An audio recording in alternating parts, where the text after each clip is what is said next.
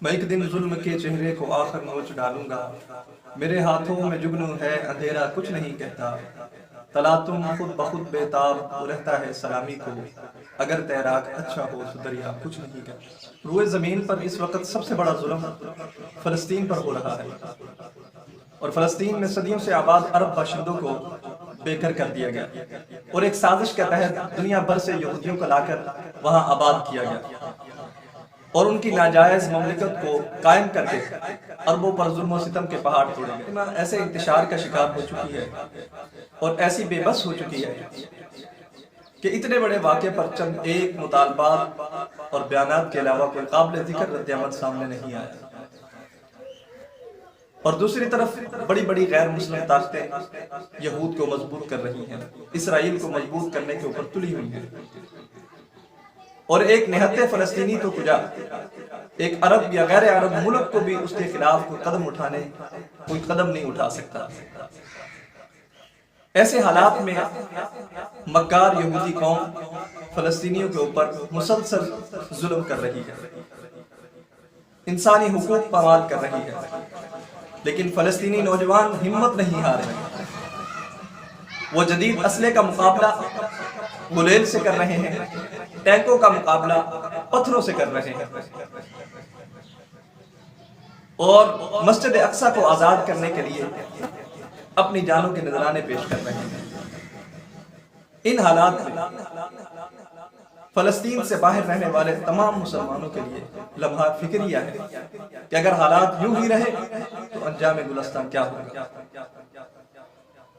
اور فلسطینی نوجوان کو اگر اسی حال میں چھوڑ دیا گیا، تنہا چھوڑ دیا گیا، تو یاد رکھیے جہاں جہاں بھی مسلمان اقلیت میں ہیں ان کے خلاف اسلام دشمن طاقتیں یلغار کرنے کے لیے تلی بیٹھی ہیں۔ اے ایوبی کے فرزندوں، اٹھو، دشمن کے عزائم کو خاک میں ملا دو۔ آج کوئی سلطان صلاح الدین ایوبی نہیں جو تاریخ کا رخ موڑ سکے اور دشمن کے ناپاک عزائم کو خاک میں ملا دے۔ اس کی وجہ یہ نہیں کہ امت مسلمہ بانج ہو چکی ہے، نہیں، امت مسلمہ بانج نہیں ہوئی، آج بھی سلطان صلاح الدین ایوبی کے جانشین پیدا کیے جا سکتے ہیں، لیکن اس کے لیے ضروری ہے کہ مسلم نوجوانوں میں لہو و لعب کو رواج دینے کے بجائے مقاصد عالیہ کے حصول کی فکر پیدا کی جائے، انہیں فسق و فجور کے رجحانات سے بچا کر جہاد کے ذوق اور شہادت کے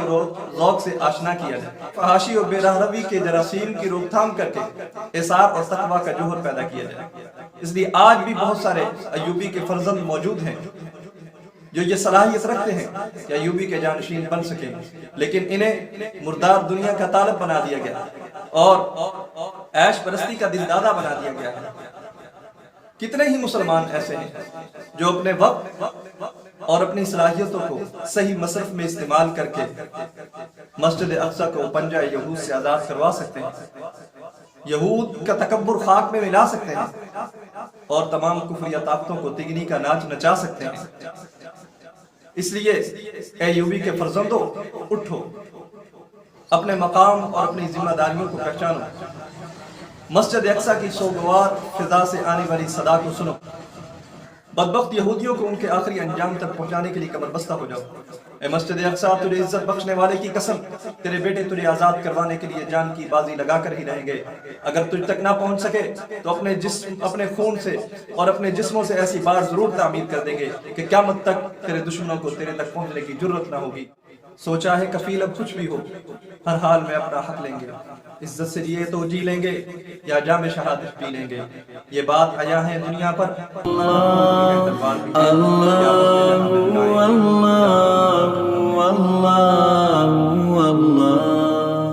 کنز الکرام